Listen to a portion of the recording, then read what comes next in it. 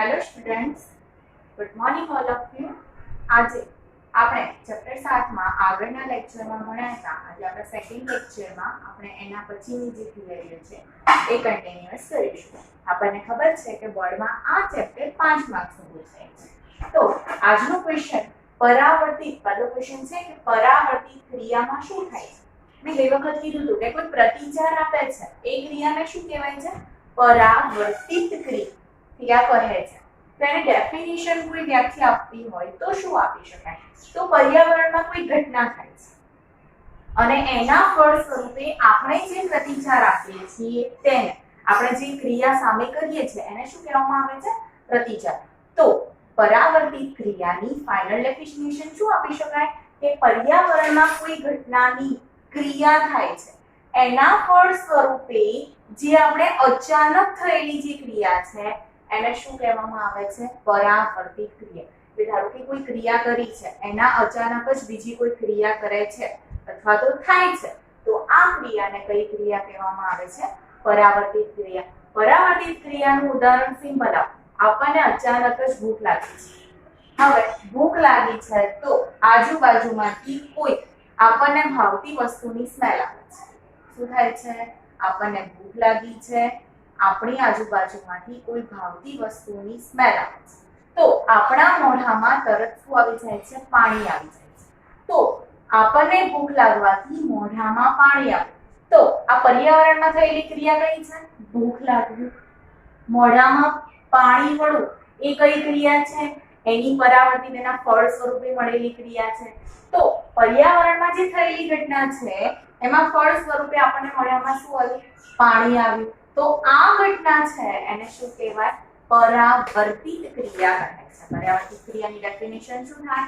તો પર્યાવરણમાં કોઈ થયેલી જે ક્રિયા છે એના ફળ સ્વરૂપે અચાનક જ કોઈ ક્રિયા થાય છે તો તેને કહેવામાં આવે છે પરાવર્તિત ક્રિયા. આનું ઉદાહરણ પણ મેં તમને આપ્યું. હવે આવી ક્રિયાનું નિયંત્રણ આપણે કરી શકતા નથી. ઘણી બધી ક્રિયાઓ એવી છે કે જેનું નિયંત્રણ આપણે ના કરી શકીએ. ભૂખ લાગવાની ક્રિયા છે એ ગમે ત્યારે લાગે એનું નિયંત્રણ આપણે કરી શકતા નથી. આપણી આંખમાં અચાનક જ કોઈ પ્રકાશ આવી જાય તો આપણી આંખ શું થઈ જાય છે? બંધ થઈ જાય છે. આપણને પૂછે છે બંધ થવું ના થવું, એ જાતે બંધ થઈ જાય છે. તો આવી ક્રિયા જે પણ હોય એનું નિયંત્રણ આપણે કરી શકતા નથી. આંખો ફટફટે તો આપણે એ ક્રિયાનું નિયંત્રણ આપણે જાતે કરવી હોય તો કરી શકીએ પણ અચાનક જો પ્રકાશ આવે ને આપણી આંખો બંધ થઈ જાય તો આ ક્રિયાનું નિયંત્રણ આપણે કરી શકતા નથી. એટલે પરાવર્તિત જે અમુક ક્રિયાઓ છે તેનું નિયંત્રણ આપણે કરી શકતા નથી. કોઈ પણ ક્રિયા થાય ત્યારે એમાંથી ઉર્મી વેગો ઉત્પન્ન થાય. જ્યારે પણ કોઈ ક્રિયા ઉત્પન્ન થશે ત્યારે તેમાંથી કોઈ પણ ક્રિયા હશે એમાંથી શું ઉત્પન્ન થશે? ઉર્મી વેગો ઉત્પન્ન થશે. આ ઉર્મી વેગોમાંથી કાં તો સંવેદના અથવા તો આવેગ ઉત્પન્ન થાય છે. આપણે પેલું ભણ્યા હતા માનવ ચેતાતંત્ર એમાં આગળ અક્ષતંતુ તરફ જતી હતી જે ઉર્મી વેગો એનું શું થતું હતું? સંવેદનાઓ અને આવેગો ઉત્પન્ન થતા હતા. આ સંવેદનાઓ અને આવેગો મગજ સુધી પહોંચે છે. આ મગજ સુધી પહોંચે એના માટે શું કરવું પડે? એને જે પેલું જટિલ પ્રક્રિયામાંથી પસાર થવું પડે છે કે એક ચેતાકોષમાંથી બીજા ચેતાકોષમાં આ રીતે પસાર થવું પડે છે. તો મગજ સુધી પહોંચે છે અને ત્યારબાદ કોઈ પણ પરાવર્તિત ક્રિયા થાય છે. કોઈ પણ ક્રિયા હોય એમાંથી શું ઉત્પન્ન થાય? ઉર્મી વેગ ઉત્પન્ન થાય. ઉર્મી વેગમાંથી શું બને? સંવેદના અથવા તો આવેગ મારફતે મગજ સુધી શું છે? પહોંચે છે. ત્યાર પછી આ પરાવર્તિત ક્રિયા મગજ સુધી પહોંચી ગયા પછી સંદેશો પહોંચી જાય પછી મગજ તરત જ એનો પ્રતિચાર આપે છે. તો જે પ્રતિચાર આપ્યો એને શું કહેવામાં આવે છે? પરાવર્તિત પ્રક્રિયા. હવે આ પ્રક્રિયા કેવી છે? જટિલ. એક ચેતાકોષ સૌથી પહેલા આપણને ઉર્મી વેગો મળે. ઉર્મી વેગોનું સંવેદના અથવા તો આવેગમાં રૂપાંતરણ થાય. આ સંવેદના આવેગનું રૂપાંતરણ થયા પછી ક્યાં જાય છે? ચેતાકોષમાં જાય છે અને ચેતાકોષમાંથી પછી આગળ શું થાય છે?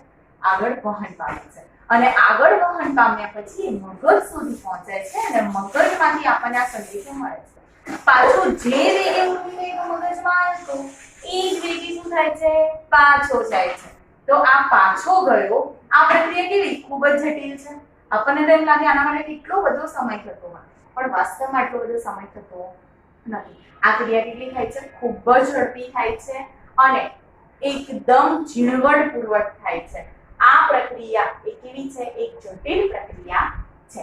આ કાર્યમાં ઘણા બધા ચેતાકોષો કાર્ય કરી રહ્યા છે.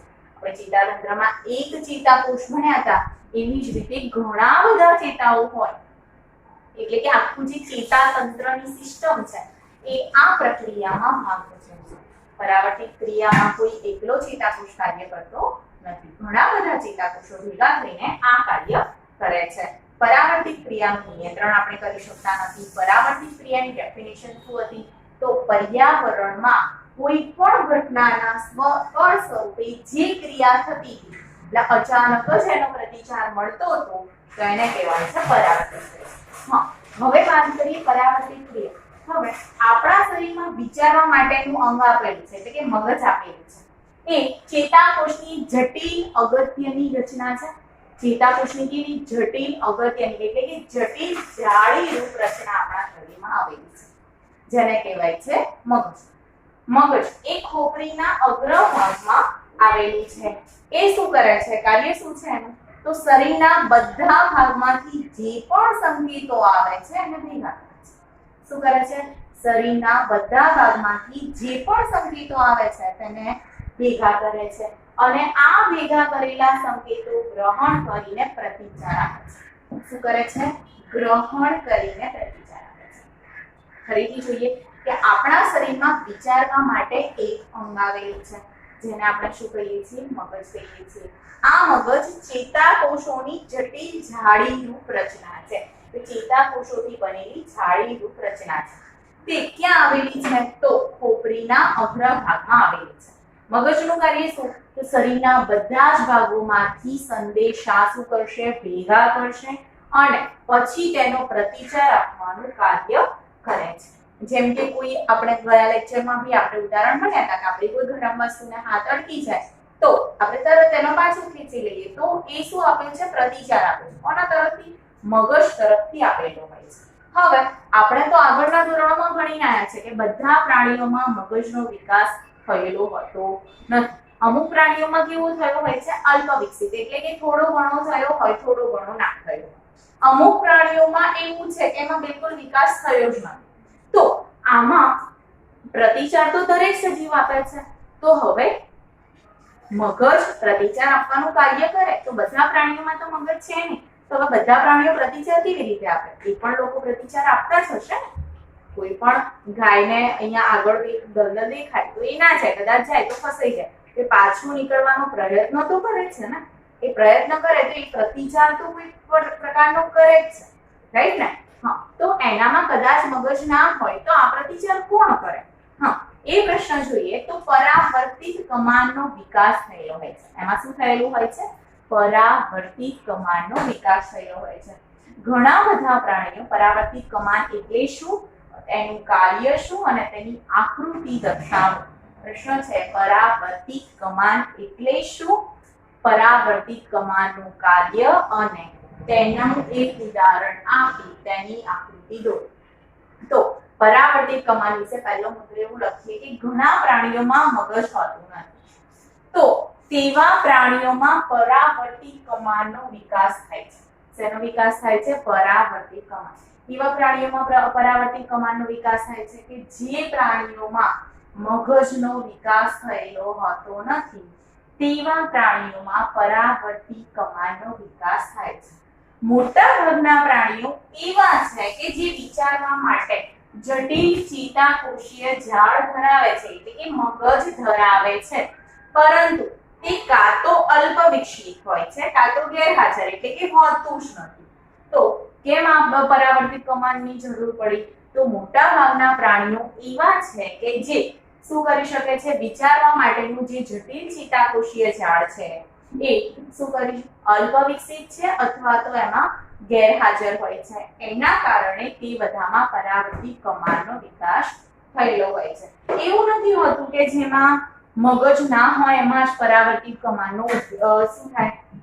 વિકાસ થયેલો હોય. આપણા શરીરમાં મગજ છે તો આપણા શરીરમાં પણ પરાવર્તિત કમાનનો વિકાસ થયેલો હોય છે. મગજ કરતા પરાવર્તિત કમાન એ ઝડપથી સંદેશાની આપ-લે કરી શકે છે. શું કરી શકે છે? મગજ કરતા પરાવર્તિત કમાન છે એ શું કરી શકે છે? ઝડપથી સંદેશાની આપ-લે કરી શકે છે. ફરીથી એકવાર જોઈએ તો ઘણા પ્રાણીઓનું જે મગજ ના હોય એનામાં પરાવર્તિત કમાનનો વિકાસ થાય. કેવા પ્રાણીઓમાં? તો જેમના માટે વિચારવા માટે કોઈ શક્તિ નથી, એટલે કે જટિલ ચેતાકોષીય જાળ છે એ કાં તો અલ્પ વિકસિત છે કાં તો ગેરહાજર છે, ત્યારે શેનો ઉપયોગ થાય છે? પરાવર્તિત કમાનનો ઉપયોગ થાય છે.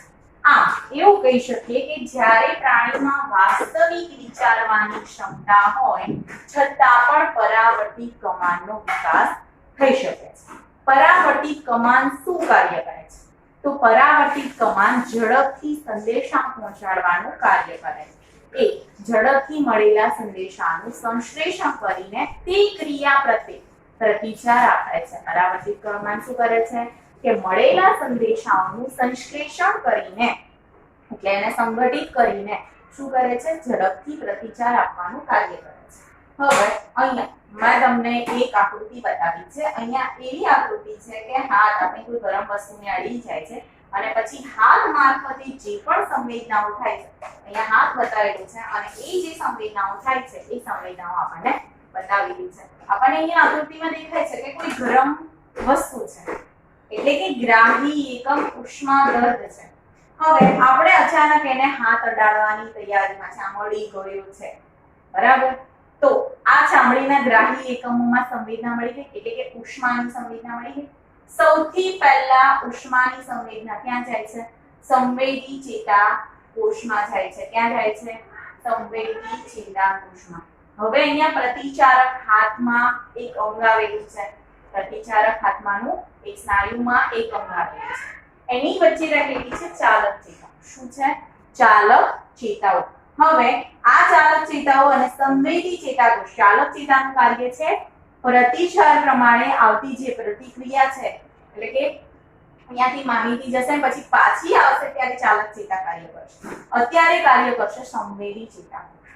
એટલે સૌથી પહેલા એવું લખાય કે કોઈ ગરમ વસ્તુને અચાનક આપણો હાથ અડી જાય છે ત્યારે પ્રતિચારક હાથમાંના સ્નાયુમાંથી સંવેદી ચેતાકોષો એ માહિતીને આગળ પહોંચાડે છે, એટલે કે ક્યાં પહોંચાડે છે?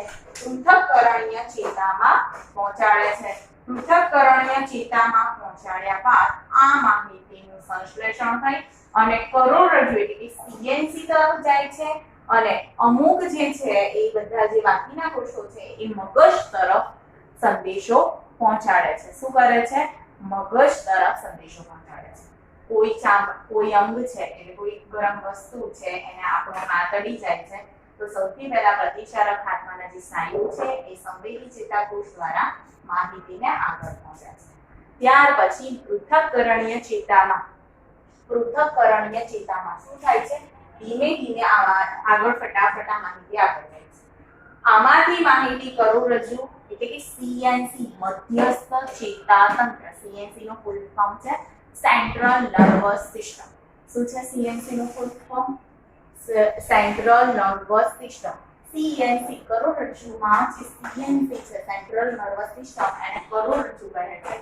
આ માહિતી કરોડરજ્જુ સુધી પહોંચે છે, ત્યારબાદ આ માહિતી મગજ તરફ પહોંચે છે. શું થાય છે? મગજ તરફ પહોંચે છે. મગજ તરફ પહોંચ્યા પછી આ માહિતીના પ્રતિચાર સ્વરૂપે શું મગજ શું કહેશે અને કરોડરજ્જુ શું કહેશે? આ હાથને શું કરી લેવાનું છે? પાછો ખેંચી લેવાનો. એટલે ફટાફટ પરાવર્તિત કમાન, એટલે કે કરોડરજ્જુમાંથી ફટાફટ સંદેશો પાછો લેશે. કોના મારફતે જશે? આના આ જ માર્ગે અહીંયા કોણ આવી જશે? ચાલક ચેતા મારફતે આપણો હાથ શું ગરમ વસ્તુથી પાછો લેશે. આ પરાવર્તિત કમાનનું કાર્ય હતું. તો કોઈ પણ અચાનક ક્રિયા થાય છે અથવા તો એના વિશે શું આગળ કાર્ય જે કરવાનું છે, પરાવર્તિત કમાન, કોઈ વસ્તુને હાથ લાગી જાય છે અથવા તો તરત જ કોઈ ક્રિયા આપવાની છે પરાવર્તિત ક્રિયા, તો પરાવર્તિત કમાન એમાં કાર્ય કરે છે. જેમ કે અહીંયા ગરમ વસ્તુને કોઈ હાથ અડી જાય, એના પહેલા હાથ અડી ગયો તો તરત જ પાછો ખેંચી લેવાનું કાર્ય કઈ ક્રિયા કરે છે? પરાવર્તિત કમાન. તો પરાવર્તિત કમાનના આ ક્વેશ્ચનમાં તમારે શું લખવાનું છે? પરાવર્તિત કમાનનો વિકાસ ક્યાં થયેલો હોય છે? ચેતા કેમ થયેલો હોય છે પ્રાણીઓમાં? પછી આ જે પરાવર્તિત કમાન છે એ જે પ્રાણીઓ જે મગજ ધરાવે છે, એટલે કે વિચારવાની ક્ષમતા ધરાવે છે, એમનામાં આનો વિકાસ થયેલો હોય છે કે નહીં, પરાવર્તિત કમાન્ડનું કાર્ય એટલે કે શું કાર્ય કરે છે એ, પછી આ આકૃતિ અને ત્યારબાદ આ આકૃતિની માહિતી દર્શાવવાની રહેશે. માહિતી એટલે હમણાં મેં તમને સમજાવ્યું કે આ હાથ અડી જાય છે, પછી આ ક્રિયાઓ આગળ જાય છે એટલે કે આ જે સંદેશો હશે એ આગળ જાય છે, પછી કરોડરજ્જુમાંથી એનો પ્રતિચાર મળે છે અને તરત આપણો હાથ પાછો ખેંચાઈ જશે. આ માહિતી અહીંયા લખવાની રહેશે. બરાબર?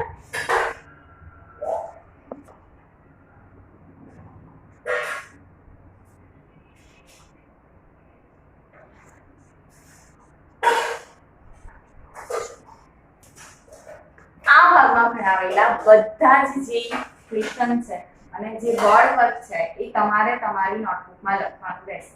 સાયન્સમાં બીજી એક નવી નોટ બનાવવાની રહેશે જેમાં આ ચેપ્ટરની શરૂઆત કરવાની છે. આ ચેપ્ટરનું નામ લખી તેના જે પોઈન્ટ વાઇઝ મેં પોઈન્ટ લખેલા છે બોર્ડ ઉપર એ રીતે તમારે લખવાના રહેશે. બીજી વાત એ કે આ ચેપ્ટર 5 માર્ક્સનું છે એટલે એને ધ્યાનથી અને સારી રીતે ભણીને એકવાર જો ખબર ના પડે તો વિડિયો ફરીથી રિવાઇઝ કરીને આ ચેપ્ટર જોવાની તમે કોશિશ કરો અને એકવાર વાંચશો તો આઈ એમ શ્યોર કે તમને ખબર પડશે. આજે મેં 2 ક્વેશ્ચન ચલાવેલા છે. આ બંને ક્વેશ્ચન તમારે તમારી નોટબુકમાં લખવાના રહેશે.